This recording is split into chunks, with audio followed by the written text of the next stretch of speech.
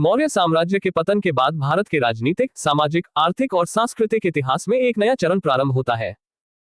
इस कालखंड में अनेक देशी और विदेशी शक्तियां उभर कर सामने आती हैं, जिनमें शुंग, कण्व, सातवाहन, चेदी, महामेघवाहन, हिंद यूनानी और शक प्रमुख हैं।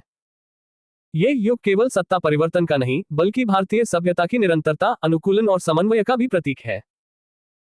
मौर्यों के पतन से उत्पन्न शून्य को जिन राजवंशों ने भरा, उन्होंने अपने अपने क्षेत्र में प्रशासन, धर्म, कला, साहित्य और व्यापार को नया रूप दिया तथा उत्तर और दक्षिण भारत को सांस्कृतिक रूप से जोड़ने में महत्वपूर्ण भूमिका निभाई। मौर्य सम्राट बृहद्रथ की हत्या उसके सेनापति पुष्यमित्र शुंग ने 185 बीसी में कर दी और इसी के साथ शुंग राजवंश की स्थापना हुई। शुंग वंश एक ब्राह्मण वंश था, जिसने मगध को अपने शासन का केंद्र बनाया।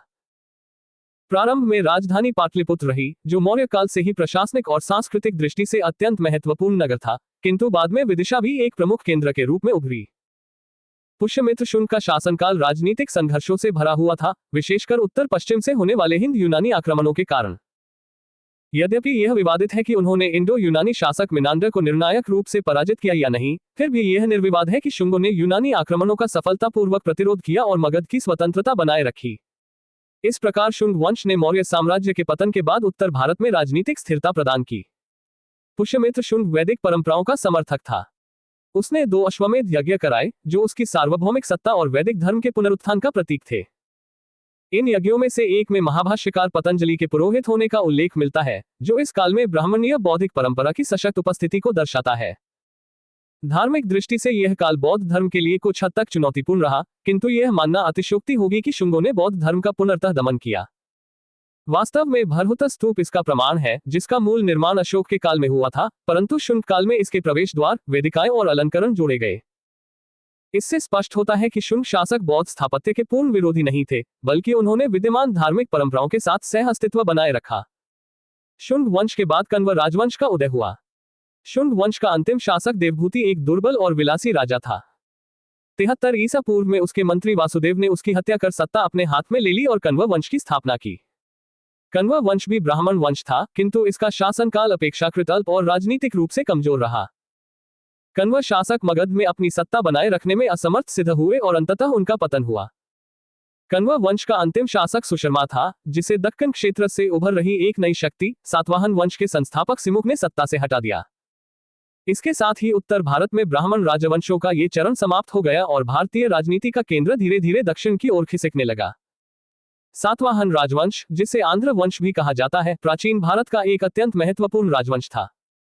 इसकी स्थापना सिमुक ने लगभग 60 ईसा पूर्व में की। सातवाहनों का शासन मुख्यतः दक्कन क्षेत्र में फैला हुआ था और उनकी राजधानी प्रतिष्ठान थी, जो गोदावरी नदी के तट पर स्थित थी और आज के महाराष्ट्र के पैथर नगर से संबद्ध है। सातवाहनों ने दक्कन को राजनीतिक एकता प्रदान की और उत्तर तथा दक्षिण भारत के बीच सेतु का कार्य किया। ये वही काल है जब भारत में देशी राजवंशों और विदेशी शक्तियों के बीच संघर्ष और समन्वय दोनों देखने को मिलते हैं। सातवाहन शासकों में सिमुक के बाद शातकर्णी प्रथम, गौतमी पुत्र शातकर्णी, वशिष्ठी पुत्र पुलुमावी और यज्ञश्री शातकर्णी जैसे प्रतापी शासक हुए। शातकर्णी प्रथम ने 2 अश्वमेध और 1 राजसूय यज्ञ करवाए, जो उसकी राजनीतिक शक्ति और वैदिक परंपराओं के संरक्षण का प्रतीक थे। गौतमी पुत्र शातकर्णी सातवाहन वंश का सबसे शक्तिशाली शासक माना जाता है। उसने शकों, पहलवों और यवनों की शक्ति को चुनौती दी और दक्कन में सातवाहन प्रभुत्व को सुदृढ़ किया। उसे दक्षिणापथ का स्वामी कहा गया है, जिससे स्पष्ट होता है कि सातवाहन शासक स्वयं को समग्र दक्षिण भारत का अधिपति मानते थे। प्रशासनिक दृष्टि से सातवाहन शासन अत्यंत सुव्यवस्थित था। ग्रामीण क्षेत्रों के प्रशासन के लिए गोलमिक नामक पद की व्यवस्था की गई थी। गोलमिक एक सैन्य टुकड़ी का प्रधान होता था, जिसके अधीन 9 रथ, 9 हाथी, 25 घोड़े और 45 पैदल सैनिक होते थे। इससे यह स्पष्ट होता है कि सातवाहन शासन में सैन्य और प्रशासनिक व्यवस्था एक दूसरे से जुड़ी हुई थी। आर्थिक दृष्टि से सातवाहन काल व्यापार और वाणिज्य का युग था। सातवाहनों ने चांदी, तांबे, सीसा, पोटीन और कांसे की मुद्राओं का प्रचलन किया। विशेष रूप से सीसे का उपयोग उल्लेखनीय है, जिसे वे रोम से आयात करते थे। यह तथ्य भारत और रोमन साम्राज्य के बीच व्यापारिक संबंधों को दर्शाता है। सातवाहन सिक्कों में तांबे और चांदी के मिश्रण का प्रयोग भी किया गया, जिसे पुट्टी कहा जाता था। सातवाहन काल में भूमि अनुदान की प्रथा का आरंभ हुआ, जो भारतीय सामाजिक आर्थिक इतिहास में एक महत्वपूर्ण मोड़ था। ब्राह्मणों को भूमि दान देने की परंपरा के सबसे प्राचीन पुरालेखीय प्रमाण नानाघाट अभिलेख में मिलते हैं, जहां अश्वमेध यज्ञ के अवसर पर एक गांव दान किए जाने का उल्लेख है। आगे चलकर यही भूमि अनुदान व्यवस्था गुप्त और उत्तर गुप्त काल में और भी व्यापक रूप लेती है। सामाजिक संरचना की दृष्टि से सातवाहनों में मातृनाम पर आधारित नामकरण की परंपरा दिखाई देती है, जैसे गौतमीपुत्र और वशिष्ठीपुत्र। इससे मातृवंशीय प्रभाव का आभास मिलता है, किंतु वास्तविक उत्तराधिकार व्यवस्था पितृसत्तात्मक ही थी, क्योंकि राजसिंहासन का उत्तराधिकारी पुत्र ही होता था। सांस्कृतिक दृष्टि से सातवाहन काल अत्यंत समृद्ध था। उनकी राजकीय भाषा प्राकृत थी और लिपि ब्राह्मी। साहित्य के क्षेत्र में हाल और गुणाढ्य जैसे विद्वान हुए।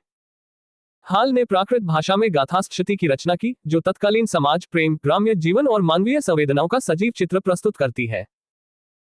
गुणाढ्य की बृहत कथा यद्यपि मूल रूप में उपलब्ध नहीं है, फिर भी भारतीय कथा साहित्य की परंपरा में उसका अत्यंत महत्वपूर्ण स्थान है। कला और स्थापत्य के क्षेत्र में सातवाहनों का योगदान अमूल्य है। अमरावती कला का विकास इसी काल में हुआ, जो बौद्ध कला की एक उत्कृष्ट शैली मानी जाती है। कार्ले का चैत्य, अजंता और एलोरा की गुफाएं सातवाहन काल की स्थापत्य उपलब्धियों का प्रमाण है। इन कृतियों में धार्मिक आस्था, कलात्मक सौंदर्य और तकनीकी दक्षता का अद्भुत समन्वय दिखाई देता है। इसी व्यापक ऐतिहासिक परिदृश्य में कलिंग क्षेत्र में चेदी या महामेघवाहन राजवंश का उदय हुआ। मौर्य साम्राज्य के पतन के बाद प्रथम शताब्दी ईसा पूर्व में कलिंग में इस राजवंश का उत्कर्ष हुआ। इसकी जानकारी हमें हाथी गुम्फा अभिलेख से मिलती है, जो उड़ीसा के भुवनेश्वर के निकट उदयगिरी पहाड़ी पर स्थित है। इस वंश का सबसे प्रतापी शासक खारवेल था। खारवेल जैन धर्म का अनुयायी था और उसने जैन मुनियों के लिए उदयगिरी की पहाड़ियों में गुफाओं का निर्माण करवाया। उसने दक्षिण कोसल जैसे क्षेत्रों को अपने राज्य में सम्मिलित किया और कलिंग को एक शक्तिशाली राज्य के रूप में स्थापित किया। खारवेल का शासन ये दर्शाता है कि मौर्योत्तर काल में क्षेत्रीय शक्तियां कितनी सशक्त हो चुकी थी और धार्मिक विविधता को किस प्रकार संरक्षण मिल रहा था। देशी राजवंशों के समानांतर विदेशी शक्तियां भी भारत में सक्रिय थीं। हिंद यूनानी या इंडो ग्रीक शासक भारत पर आक्रमण करने वाले पहले विदेशी शासक थे। बैक्ट्रिया के शासक डेमेट्रियस ने लगभग 190 बीसी में भारत पर आक्रमण किया और अफगानिस्तान, पंजाब तथा सिंध के बड़े भाग पर अधिकार कर लिया। उसने शाकल को अपनी राजधानी बनाया। हिंद यूनानी शासकों में सबसे प्रसिद्ध मिनांडर था, जिसने 165 से 145 बीसी तक शासन किया। उसकी राजधानी सागला या शाकल थी, जो शिक्षा और संस्कृति का प्रमुख केंद्र बन गई थी। मिनांडर बौद्ध धर्म से प्रभावित हुआ और उसने नागसेन नामक बौद्ध भिक्षु से दीक्षा ली। इनके बीच हुए संवादों को मिलिंद पेन्हो या मिलिंद प्रश्न नामक ग्रंथ में संकलित किया गया है, जो बौद्ध दर्शन का एक महत्वपूर्ण ग्रंथ है। हिंद यूनानी शासकों का भारतीय इतिहास में विशेष महत्व है। वे भारत के पहले ऐसे शासक थे जिनके सिक्कों पर शासकों के नाम और चित्र अंकित किए गए, जिससे इतिहासकारों को कालक्रम निर्धारण में सहायता मिली। भारत में सबसे पहले सोने के सिक्के भी इन्हीं शासकों ने जारी किए। कला के क्षेत्र में उन्होंने यूनानी हेलेनिस्टिक परंपरा को भारत में प्रचलित किया, जिसका सर्वश्रेष्ठ उदाहरण गंधार कला है। ये कला यूनानी यथार्थवाद और भारतीय आध्यात्मिकता का अनूठा संगम प्रस्तुत करती है। नाट्य कला में यूनानियों ने पर्दे का प्रचलन शुरू किया, जिसे यवनिका कहा गया और जिसने भारतीय रंगमंच को नई दिशा दी। हिंद यूनानियों के बाद शकों का आगमन हुआ। शक मूलतः मध्य एशिया के निवासी थे और चरागाहों की खोज में भारत आए। भारत में शक शासन की स्थापना मौस या मोगा ने की। शकों की 5 प्रमुख शाखाएं थीं, जिन्होंने अफगानिस्तान, पंजाब, मथुरा, पश्चिमी भारत और ऊपरी दक्कन में अपनी अपनी राजधानियां स्थापित की। पश्चिमी भारत में शासन करने वाली शाखा सबसे अधिक शक्तिशाली और दीर्घकालीन सिद्ध हुई। गुजरात के समुद्री व्यापार से इस शाखा को अत्यधिक लाभ हुआ और उन्होंने भारी संख्या में चांदी के सिक्के जारी किए। शकों का सबसे प्रतापी शासक रुद्रदामन प्रथम था, जिसका शासन 2वीं शताब्दी ईस्वी में गुजरात के बड़े भाग पर था। उसने प्रशासनिक सुधार किए और संस्कृत भाषा को राजकीय संरक्षण प्रदान किया। 58 ईसा पूर्व में उज्जैन के एक स्थानीय राजा ने शकों को पराजित कर उन्हें बाहर खदेड़ दिया और विक्रमादित्य की उपाधि धारण की। इसी विजय की स्मृति में विक्रम संवत का प्रारंभ हुआ, जो आज भी भारतीय पंचांग प्रणाली में महत्वपूर्ण स्थान रखता है। समय के साथ विक्रमादित्य एक लोकप्रिय उपाधि बन गई और भारतीय इतिहास में कई शासकों ने इसे धारण किया, जिनमें गुप्त सम्राट चंद्रगुप्त द्वितीय सबसे प्रसिद्ध है। समग्र रूप से देखा जाए तो मौर्योत्तर काल भारतीय इतिहास का एक अत्यंत गतिशील और परिवर्तनशील युग था। इस काल में जहां एक ओर शुंग, कण्व और सातवाहन जैसे देशी राजवंशों ने भारतीय परंपराओं को जीवित रखा, वहीं हिंद यूनानी और शक जैसे विदेशी शासकों ने भारतीय समाज, अर्थव्यवस्था और संस्कृति को नए आयाम दिए। इस युग की सबसे बड़ी विशेषता ये थी कि विदेशी प्रभावों को भारतीय सभ्यता ने आत्मसात किया और उन्हें अपनी परंपराओं के अनुरूप ढाल लिया। उत्तर और दक्षिण भारत के बीच सांस्कृतिक सेतु का निर्माण, भूमि अनुदान जैसी संस्थाओं का विकास, कला और साहित्य की समृद्धि तथा व्यापारिक नेटवर्क का विस्तार, ये सभी इस काल की स्थायी विरासत है। यही कारण है कि यह युग भारतीय इतिहास में संक्रमण काल होते हुए भी सृजनात्मक ऊर्जा से परिपूर्ण माना जाता है। शुंग राजवंश 185 बीसी से 73 ईसा पूर्व की स्थापना पुष्यमित्र शुंग ने की थी और कण्व राजवंश 73 ईसा पूर्व से 28 ईसा पूर्व की स्थापना वासुदेव ने शुंग वंश के अंतिम शासक देवभूति की हत्या के बाद की थी। पुष्यमित्र शुंग ने मगध में शुंग वंश की स्थापना की थी, जो एक ब्राह्मण वंश था, और शुंग शासकों ने अपनी राजधानी पाटलिपुत्र, जो बाद में विदिशा बनी, में स्थापित की थी। इंडो यूनानी शासक मिनांडर को पुष्यमित्र शुंग ने पराजित किया था।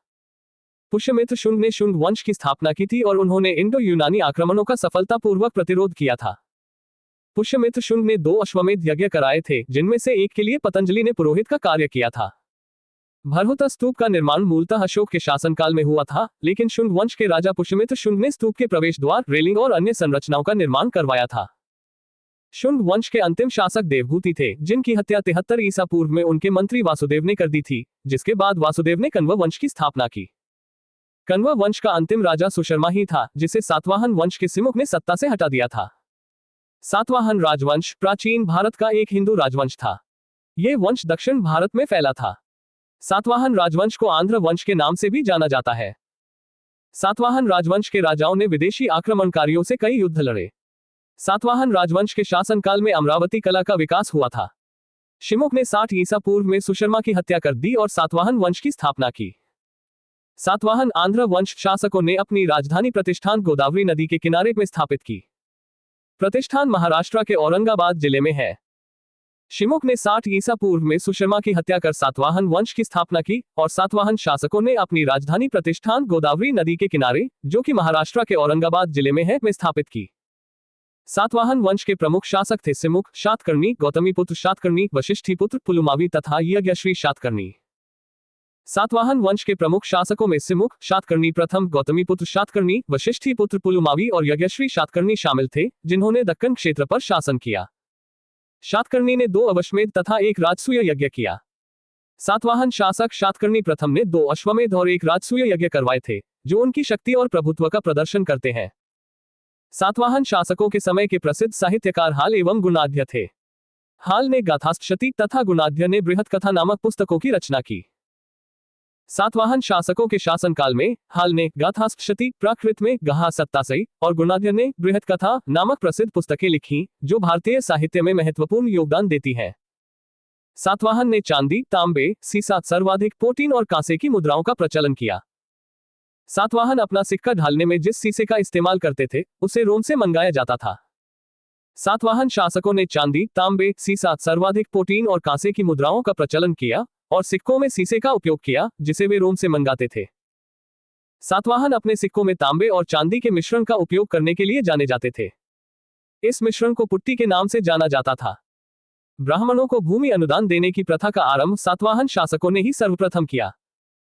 भूमिदान का सर्वप्राचीन पुरालेखीय प्रमाण शताब्दी पू के सातवाहनों के नानाघाट अभिलेख में मिलता है, जिसमें अश्वमेध यज्ञ में एक गांव देने का उल्लेख है। सातवाहन शासकों ने ब्राह्मणों को भूमि अनुदान देने की प्रथा की शुरुआत की थी, जिसका सबसे प्राचीन पुरालेखीय प्रमाण नानाघाट अभिलेख में मिलता है, जिसमें अश्वमेध यज्ञ में एक गांव देने का उल्लेख है। सातवाहन राजवंश की राजकीय भाषा प्राकृत थी और उनकी लिपि ब्राह्मी थी। सातवाहनों में हमें मातृतंत्रात्मक ढांचे का आभास मिलता है। उनके राजाओं के नाम उनकी माताओं के नाम पर रखने की प्रथा थी, जैसे गौतमीपुत्र, वासिष्ठीपुत्र आदि। लेकिन सातवाहन राजकुल पितृतंत्रात्मक था, क्योंकि राजसिंहासन का उत्तराधिकारी पुत्र ही होता था। पितृसत्तात्मक समाज वह समाज है जहां पुरुषों को महिलाओं से ज्यादा महत्व दिया जाता है और पुरुषों के पास महिलाओं पर शासन करने की शक्ति होती है। पितृसत्ता एक सामाजिक व्यवस्था और विचारधारा है। सातवाहन शासकों ने ग्रामीण क्षेत्रों में प्रशासन का काम गौलमिक को सौंपा। गौलमिक एक सैनिक टुकड़ी का प्रधान होता था, जिसमें 9 रथ, 9 हाथी, 25 घोड़े और 45 पैदल सैनिक होते थे। सातवाहन शासकों ने ग्रामीण प्रशासन के लिए गौलमिक नामक पद की व्यवस्था की थी, जो एक सैनिक टुकड़ी का प्रमुख होता था, जिसमें 9 रथ, 9 हाथी, 25 घोड़े और 45 पैदल सैनिक होते थे। सातवाहनों की महत्वपूर्ण स्थापत्य कृतियां हैं कार्ले का चैत्य, अजंता एवं एलोरा की गुफाओं का निर्माण एवं अमरावती कला का विकास। शातकर्णी एवं अन्य सभी सातवाहन शासक दक्षिणापथ के स्वामी कहे जाते थे। सातवाहन वंश ने कार्ले के चैत्य, अजंता और एलोरा की गुफाओं का निर्माण और अमरावती कला के विकास में महत्वपूर्ण योगदान दिया और गौतमीपुत्र शातकर्णी जैसे शासकों को दक्षिणापथ का स्वामी माना जाता था। सातवाहन राज्य ने उत्तर और दक्षिण भारत के बीच सेतु का काम किया। सातवाहन राजवंश ने उत्तर और दक्षिण भारत के बीच एक महत्वपूर्ण सेतु का काम किया, व्यापार और सांस्कृतिक आदान प्रदान को सुगम बनाया और मौर्य साम्राज्य के पतन और गुप्त साम्राज्य के उदय के बीच की अवधि में भारतीय इतिहास में महत्वपूर्ण भूमिका निभाए।